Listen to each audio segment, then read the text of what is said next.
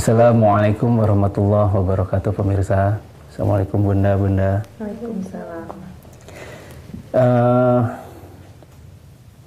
Suka hilang sabar nggak bun? Sering, sering. Kenapa? Iya, ada aja godaannya. Misalnya kita lagi nyetir, tiba-tiba ada yang nyalip gitu kan? Ngamuk. Terus begini, terus sering kita nyabar-nyabarin diri, sabar, sabar, urut dada. Sebetulnya yang namanya sabar itu bukan dari pemaksaan. Jadi yang namanya sabar itu muncul dari permakluman.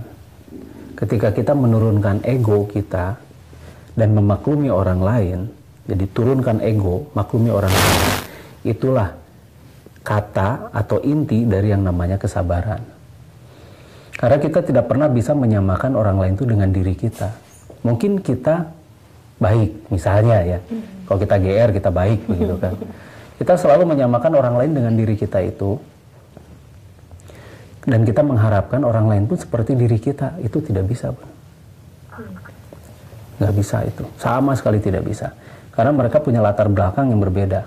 Contohnya, di satu budaya misalnya. Ada satu budaya yang mereka itu kalau bicara itu bersuara lantang. Bersuara lantang. Seolah-olah marah-marah gitu kan. Padahal kita punya budaya yang biasa kita tuh halus, sopan. Kalau istilah Sundanya itu handap asor begitu kan. Begitu kita ketemu dengan budaya yang misalnya dari daerah Sumatera ya itu udah lain kan. Kita susah nerima. Jangan kawin sama orang itu. Jangan sekali-kali kamu kawin dengan orang ini, gitu kan. Orang mana? Akhirnya etnis yang muncul. Iya, rasis yang muncul.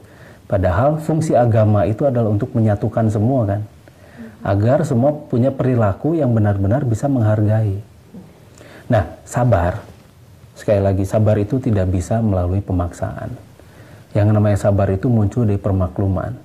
Jadi kita tidak pernah bisa menyabar-nyabarkan diri selama otak kita itu masih belum bisa memaklumi.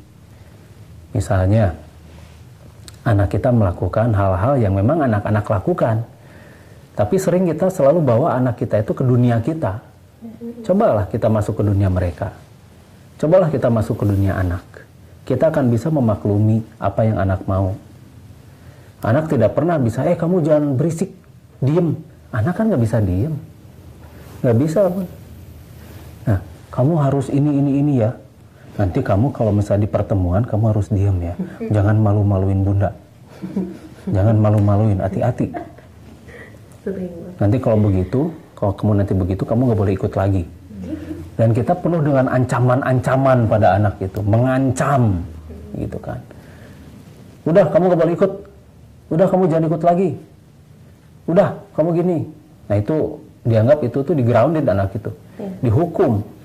Akhirnya yang terjadi, bukannya anak menurut kan. Anak tambah membangkang. Anak tambah melunjak. Jadi kita harus mengerti dunia mereka itu seperti apa. Dan kesabaran itu kita mengerti. Mengerti dan memaklumi. Yang di luar diri kita. Sesuai dengan apa yang mereka gariskan. Allah gariskan anak itu seperti itu. Cobalah. Jangan bawa anak ke dunia orang tua. Nggak akan bisa, Bun. Tapi kalau merasa mereka yang menyimpang gimana? Menyimpang itu, apakah selera kita atau selera agama? Ataukah begini, mereka tidak akan menyimpang apabila memiliki contoh yang baik. Sekali lagi, mereka tidak akan menyimpang apabila mereka memiliki contoh yang baik. Nah itu, berarti kalau mereka menyimpang, siapa yang salah? Orang tuanya. Orang tuanya yang salah, yang tidak bisa masuk ke dunia mereka, yang tidak bisa membina mereka, yang tidak bisa mendidik mereka, karena pendidikan yang baik adalah dengan contoh. Bukan dengan ajaran, kamu harus begini, kamu harus begitu, tapi kitanya sendiri tidak memberi contoh sesuai apa yang kita bicarakan. Kita tidak konsekuen dengan apa yang kita omongkan, kasarnya begitu. Kamu gak boleh marah-marah, gak bagus, jelek, begitu kan. Tapi kita marah-marah terus sama anak, gitu kan. Masa kamu gitu-gituan, kamu jangan ngomongin orang lain, jelek. kamu jangan begini. Tapi kita ngegosip terus, jelek-jelekin tetangga, terus jelek-jelekin orang lain, terus ya otomatis anak juga jadi ikutan. Malah anak kalau misal punya contoh yang buruk di orang tuanya, dia akan membullying ke orang lain. Dia akan menjadi penjajah-penjajah bagi orang lain karena dia dibully terus sama orang tuanya. Sama orang dibully itu jadi dianiaya. Orang tuanya memaksa dia melakukan hal-hal yang dia tidak sukai. Padahal belum tentu yang dia sukai itu jelek, begitu kan. Misalnya dia suka nyoret-nyoret tembok, fasilitasi aja lah. Gitu kan, fasilitasi, kasih dia kanvas. Kasih dia cat yang memang bisa dipergunakan untuk ajang kreativitas dia.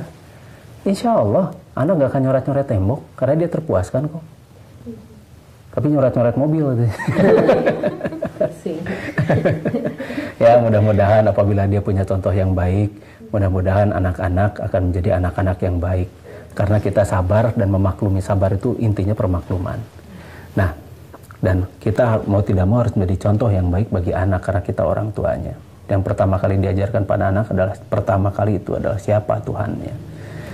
Mudah-mudahan ini bermanfaat, mudah-mudahan ini bisa dijadikan teladan.